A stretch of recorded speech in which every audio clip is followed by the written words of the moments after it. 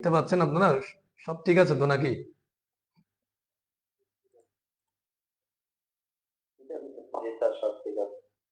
আচ্ছা, লাইট না থাকলে আবার এই যে এটা হবে না। ওকে, তাহলে হচ্ছে আমাদের ইন্ডেক্স ফাইল পাশাপাশি স্টাইল ফাইল দুটো আমরা করলাম। হোভারটা আমরা গত ক্লাসে দেখেছি, তা আমরা কেটে দিচ্ছি। এখানে আমরা আজকে ডিসপ্লে ম্যাক্স উইথ পজিশন, এগুলো ছোট ছোট প্রপার্টি, হ্যাঁ, তবে এগুলো অনেক সময় আমাদের বিভিন্ন কাজে প্রয়োজন হয় আর কি।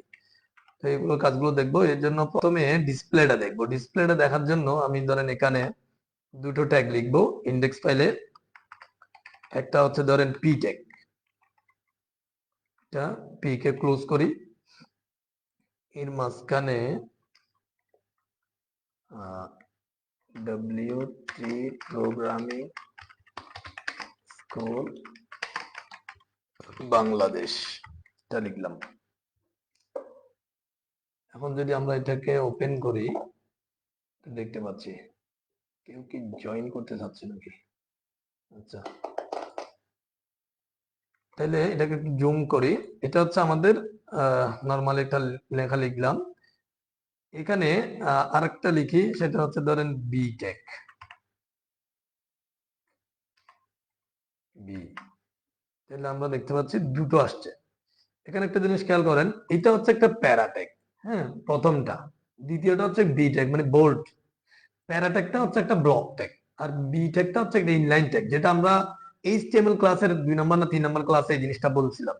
একটা হচ্ছে ব্লক টেক আর একটা হচ্ছে কি ইনলাইন টেক। কোনটা ইনলাইন কোনটা ব্লক সেটা যদি ক্লিয়ার করতে যাই, তাহলে ধরেন যে আমি ইনলাইন লিখে দিলে পি এর যে ইয়াটা প্যাডিং মার্জিন গুলো চলে যায়, অর্থাৎ সেটা ইনলাইন হয়ে যায়, ঠিক আছে।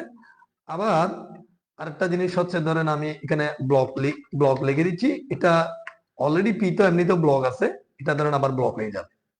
এখন আমরা ধরেন যে এখানে যদি বি কে লিখে দিই, ধরেন বি বি কিন্তু এখন দেখেন বি কিন্তু অলরেডি কি লাইন, অলরেডি ইনলাইন। আমরা বি কে ব্লক করতে পারি। আচ্ছা, এখানে একটা ব্যাকগ্রাউন্ড দিই, ব্যাকগ্রাউন্ড দিলে জিনিসটা আরো সহজে বুঝতে পারবেন। দেখেন ব্যাকগ্রাউন্ড দিলে রেড, এই জিনিসটা দিলে সহজে বুঝতে পারবেন। এটা দিলে হবে কি, আমি প্রথমে পি তে দিয়ে দেখি। দেখেন ব্লকের মধ্যে পুরো লাইনটা কি হয়, এই যে দেখেন ব্লক বলতে আমরা সহজে বুঝবো এটা, তার মানে এই ইলিয়াসোসাইনটা এতটুকুর মধ্যে সীমাবদ্ধ না, এটা কিন্তু পুরো লাইনকে নিয়ে নিয়েছে। এখানে আপনি আর কিছু লিখতে পারবেন না, এটা হচ্ছে ব্লক, ঠিক আছে, মানে পুরো লাইনকে নিয়ে নিয়েছে। বাট এটা কিন্তু পুরো লাইন নিবে না। কিভাবে, আমি যদি একই কোডগুলো যদি বি জন্য করি, দেখেন বির এটা আগে বাদ দিই। এখন এটাও ধরেন আপাতত দরকার নাই, জাস্ট ব্যাকগ্রাউন্ডে ইউজ করবো এখানে বি তে। এখন পি তেও ব্যাকগ্রাউন্ড আছে, বি তেও ব্যাকগ্রাউন্ড আছে, হ্যাঁ, এটা বি ঠিক আছে কিনা? হ্যাঁ ঠিক আছে। দেখেন পি এর ব্যাকগ্রাউন্ডটা পুরো নিয়ে নিয়েছে, ঠিক আছে, কিন্তু বি এরটা পুরো নেই নাই, লেখা যতটুকু ততটুকু। এটা আর তাহলে আমরা এখন আরো সহজে বুঝতে পারতেছি যে কোনটা ইনলাইন কোনটা ব্লক। এখন আমরা পি কে কি করব, ইনলাইন করব। তাহলে পি কে যদি ইনলাইন করি কি হবে, এখানে ধরেন আমরা ব্যাকগ্রাউন্ডটা বাদ দিয়ে দিচ্ছি। এখানে ধরেন কি করব, এটা ডিসপ্লে। তাহলে এখন দিব যে এটাকে ইনলাইন। এখন দেখেন ওই এই যে জায়গাটা, এই যে জায়গাটা এটা ছেড়ে দিবে, এটা অলরেডি ছেড়ে দিয়েছে, ঠিক আছে, এটা ইনলাইন হয়ে গেছে। ইলিয়াস লাইনটা পাশের জায়গাটা ছেড়ে দিয়ে নিচের লাইনটা উপরে উঠে গেছে। এখানে ধরেন এটাকে আমরা পি টেক কে এখন টার্গেট করব। পি কে করতে গেলে মানে একটা যদি কি বলেন যে এই প্যারেন্টের ভিতরে চাইল্ড থাকে, তখন কি করবেন, এভাবে ফার্স্টে প্যারেন্টকে আমরা টার্গেট করব, অর্থাৎ ডট আইবিসি মানে আমরা ডিআইবি কে টার্গেট করেছি। এর ভিতরে কি আছে, পি আছে।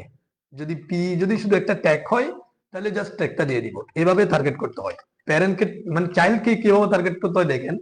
পি কে টার্গেট করতে হলে সরাসরি পি যদি আপনি টার্গেট করেন, অনেকগুলো পির সাথে মিলে যাবে, আবার অনেকগুলো পি কাজ করবে না।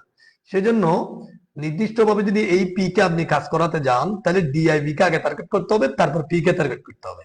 তাহলে ডিআইবি কে আমরা ক্লাস দিয়ে এই আইবিসি দিয়ে টার্গেট করেছি, তার ভিতরে কি আছে, পিট একটা আছে। এই জিনিসটাকে এভাবে টার্গেট করতে হয়, মানে ক্লাস ডট আইবিসি এর ভিতরে কি আছে, পিটা আছে, তাহলে স্পেস দিয়ে পি কে দিয়ে দিবেন, তারপর হচ্ছে সেকেন্ড ব্র্যাকেট। এবারে এখানে দেখেন পিটা আমরা ধরেন যে উইথ দিব, উইথ, এখানে দেখেন প্যারেন্টের উইথ কত 200, আমরা এখানে ধরেন 400 দিই, 400 পিক্সেল। এখন দেখেন কি হয়, এখন একটা জিনিস দেখেন, এই ঘটনাক্রমে এই ধরনের যদি হয় তখন কি হবে, ওই এই লাল জায়গাটা কিসের, লাল জায়গাটা দেখেন যে ব্যাকগ্রাউন্ড আমরা দিয়েছি আইবিসি মানে শুধু ডিআইবি তে, তাহলে ডিআইবি 200 পিক্সেলের জায়গায় কিন্তু মানে কি 200 পিক্সেল একটা রেড আছে, তার মানে বাহিরে যেটা গেছে সেটা বাইরে চলে গেছে। এই জিনিসটাকে যদি আপনি রাখতে না চান তাহলে একটা কি আছে, এখানে ধরেন যে এই জায়গায় ওভারফ্লো একটা কি আছে, ওভারফ্লো, এটা একটা প্রপার্টি। এখানে আপনি ওভারফ্লোতে হিডেন দিতে পারেন, হিডেন, দেখেন এটা কি হয়, ওভারফ্লো যদি হিডেন করে দেন তাহলে দেখেন এইটা কেটে গেছে। তার মানে যদি প্যারেন্টের যে জায়গাটা, প্যারেন্ট এটা এই ডিআইবির যতটুকু জায়গা, চাইল্ড যদি তার থেকে বেড়ে যায়, হ্যাঁ কোনো কারণে বেড়ে গেছে, তাহলে এটা দিলেন বা না দিলেন বিভিন্ন ভাবে বাড়বে, হ্যাঁ তখন আমরা কি করব, ওই প্যারেন্টের মধ্যে ওভারফ্লো ইউজ করব, ওভারফ্লো হিডেন দিলে এটা কেটে যাবে। এখন ঘটনা হইলো আপনি ধরেন যে এটা কাটবেন না, এটা এটার ভিতরে রাখি দিবেন, হ্যাঁ তখন কি করবেন, এটা না কেটে এটাকে আগে এটাকে আরেকটা জিনিস দেখাই, এখানে হিডেন দিয়ে কাটাও যায়, এখান দিয়ে আবার স্ক্রোল করা যায়, এখানে আরেকটা জিনিস আছে স্ক্রোল, স্ক্রোল দেওয়া যায়। যদি ওভারফ্লো স্ক্রোল দেন তাহলে কি হবে দেখেন, এই যে লাল জায়গাটা প্যারেন্টের যে জায়গাটা এর ভিতরে লেখাটা থাকবে, বাট এখানে এটা যেহেতু লেখাটা যেহেতু বাড়তি, সেজন্য একটা স্ক্রোল বার আসবে, আমি রিলোড দিলে সাথে সাথে দেখবেন যে স্ক্রোল বার আসছে, এই দেখেন, হ্যাঁ এই জায়গার মধ্যে স্ক্রোল হচ্ছে, ঠিক আছে, মানে পুরো লেখাটা দেখা যাবে আর কি। এটা এটা হচ্ছে যে কি, যখন আমরা ওভারফ্লো স্ক্রোল দিব, স্ক্রোল জায়গায় ও2 দেওয়া যায়, ও2, ও2 দেওয়া যায়, স্ক্রোল দেওয়া যায়, এখন দেখেন এই ও2 একই কাজ করতেছে, ঠিক আছে। আবার আরেকটা কি স্ক্রোল অথবা হিডেন, হিডেন হলে কেটে যাবে ডাইরেক্ট, এটা তো আর থাকবে না। এখন দেখবেন যে এটা কেটে গেছে, এখানে আপনি এইদিকে কি আসার পাবেন না, ঠিক আছে, এগুলো বিশেষ করে পিকচারের ক্ষেত্রে আমরা এগুলো করি অনেক সময়। তারপরে যেটা মূলত দেখাতে চাইছিলাম সেটা হচ্ছে উই। এখন দেখেন ধরেন যে আমরা এটা এখানে ধরেন আমরা 900 পিক্সেল করে দিয়েছি লেখাটা, ওভারফ্লোটা বাদ দিয়ে, এখন ওভারফ্লোটা বুঝে গেছেন আপনারা। এখন কি হয় দেখেন, এটা অনেক বড় হয়ে গেছে, আমরা যদি এটাকে যদি জিনিসটা দেখেন এভাবে করি আমরা, অর্থাৎ এটা ব্রাউজারকে ছোট করছি আর কি, হ্যাঁ ব্রাউজারকে ছোট করছি। যখন ব্রাউজারকে ছোট করছি ডান দিকের লেখাটা কিন্তু আমাদের উইন্ডো থেকে মানে আমরা উইন্ডোতে দেখতে পাচ্ছি না, ঠিক আছে, এটা হচ্ছে উইডের কাজ। কিন্তু আপনি যখন ম্যাক্স উইড ইউজ করবেন, ম্যাক্স উইড, দেখেন যে আমি যদি এখানে ম্যাক্স উইড ইউজ করি, ম্যাক্স উইড,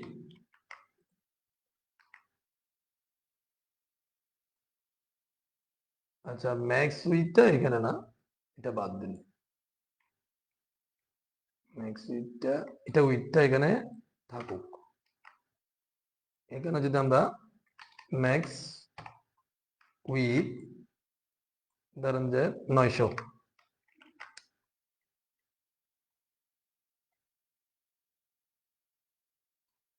এটা হচ্ছে না, এখানে এটা কাটতে হবে,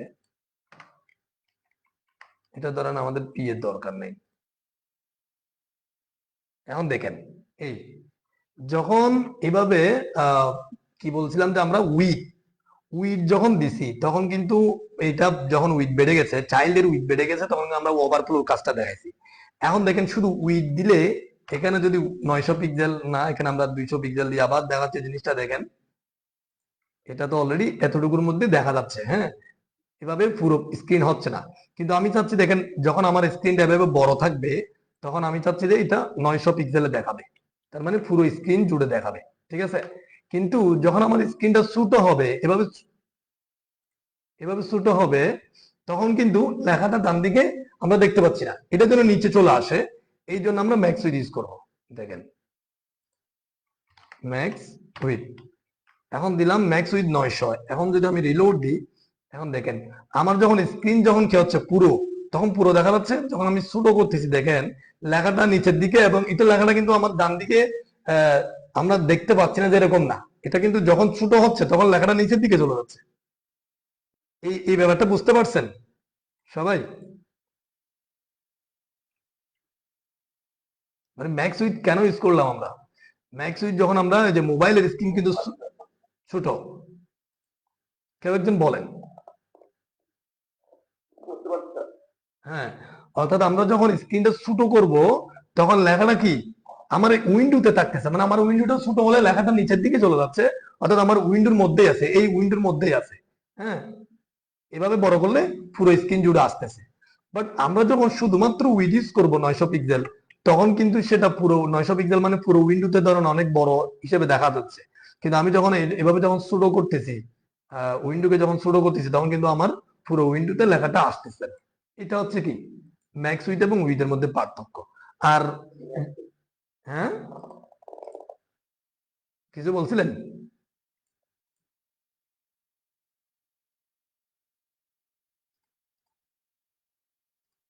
ঠিকঠাক আছে না আছে।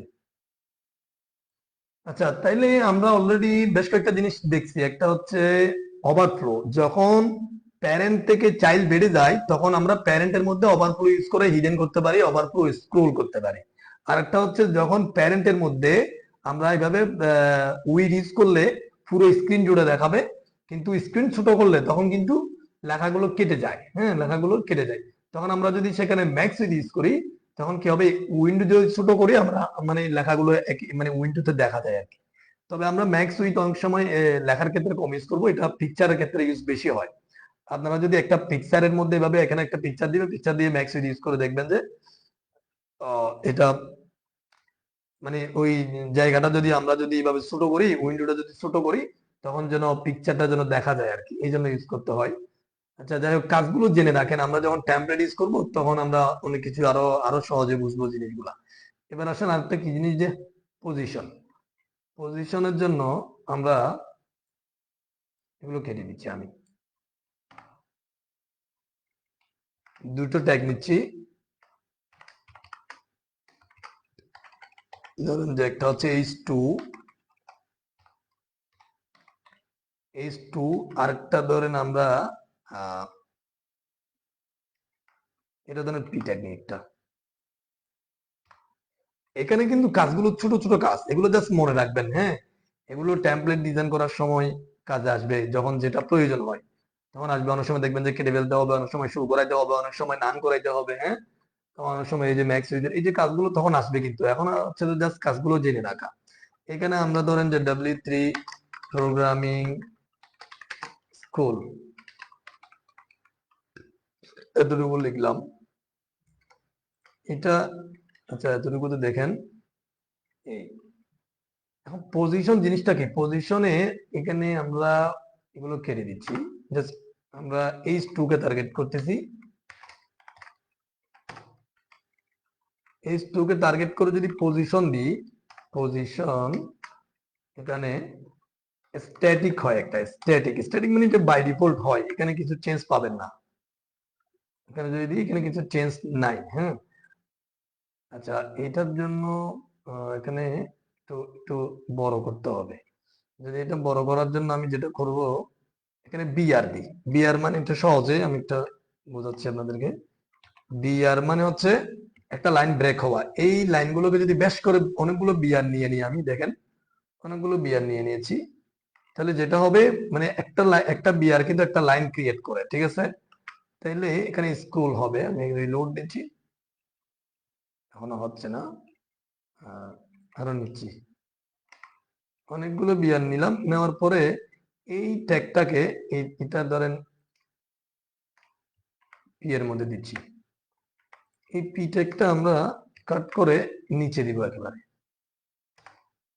বডির উপরে। হ্যাঁ, তাহলে মাঝখানে অনেকগুলো বিয়ার আছে। আমি যদি রিলোড দিই,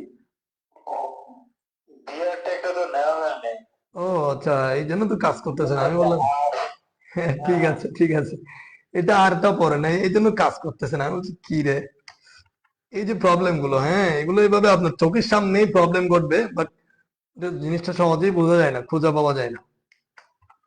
এখানে এখন কিন্তু বিয়ার ঠিক আছে না, আমরা বেশ কয়েকটা বিয়ার নিই। আচ্ছা, এখন দেখেন একেবারে নিচে একটা লেখা লিখেছি, উপরে একটা লিখেছি। তাহলে কি হবে, আমি যেটা করতে চাচ্ছি আসলে ওই ব্রাউজারটাকে একটু স্ক্রল করতে চাচ্ছি, এই যে এটা করতে চাচ্ছি। উপরে আমাদের এই স্টুড আছে, নিচে কি আছে, এটা পিটেক যেটা নিয়েছি, মাঝখানে অনেকগুলো বিয়ার হয়েছে। এটা কাজটা করলাম না আসলে যে স্কুলটা করানোর জন্য, হ্যাঁ, অনেকগুলো লেখা না লিখে বিয়ার দিয়ে নিয়েছি। আচ্ছা, এখন স্ক্রুটা কেন আনছি দেখেন, আমরা এই স্ক্রুকে এখানে টার্গেট করলাম, এই স্ক্রুকে টার্গেট করলাম। স্ট্যাটিকটা নরমালি হয়, এখানে একটা ফিক্সড আছে দেখেন। ফিক্স যদি আমি দিয়ে দিই, মানে পজিশনের ভ্যালু যদি ফিক্স দিয়ে দিই, এখন কি হবে দেখেন, আমি সেভ করলাম, রিলোড দিলাম। এখন আমি দেখেন স্ক্রু করব, স্ক্রুটা হচ্ছে ওই যে উপরটা উঠতেছে, মানে নিচেরটা উপর দিকে উঠতেছে, এতটুকু পর্যন্ত উঠছিল, বাট এই জায়গাটা কি, এটা এটা কিন্তু নড়তেছে না। এই স্ক্রুটা নড়তেছে, নড়তেছে না। জিনিসটা বুঝতে পারছেন? মানে আপনার ব্রাউজার স্ক্রল হবে, বাট এমন একটা লেখা আপনি লিখে রাখছেন যেটাকে আপনি পজিশন দিয়ে ফিক্স করে দিচ্ছেন, তখন দেখবেন যে আপনি ধরেন যে ফেসবুকের যে নিউজ ফিড আপনি টানতেই আছেন, কিন্তু দেখবেন যে উপরের দিকে কতগুলো মেনু বার বা এই ধরনের জিনিসটা নড়তেছে না, এটা উপরের দিকে থেকেই আছে। হ্যাঁ, এই যে কাজটা, এই ধরনের একটা মেনু বার তৈরি করলেন, এখানে আপনি একটা মেনু বার তৈরি করলেন, কিন্তু আপনি যদি এইভাবে স্ক্রল করেন, ধরেন মেনু বারটা উপরে উঠে যাবে। হুম, কিন্তু আমরা মেনু বারের সাথে ধরেন এইভাবে পজিশন কি করব, ফিক্স করব, তখন কি হবে, নিচের লেখাগুলো, মানে নিচের যে কন্টেন্ট গুলো সেগুলো স্ক্রল হবে, বাট কি, এটা কি হবে না, নড়বে না। এটা হচ্ছে পজিশনের মেইন কাজ, এটা ফিক্স দিয়ে করা যায়। আর এখানে স্ট্যাটিকটা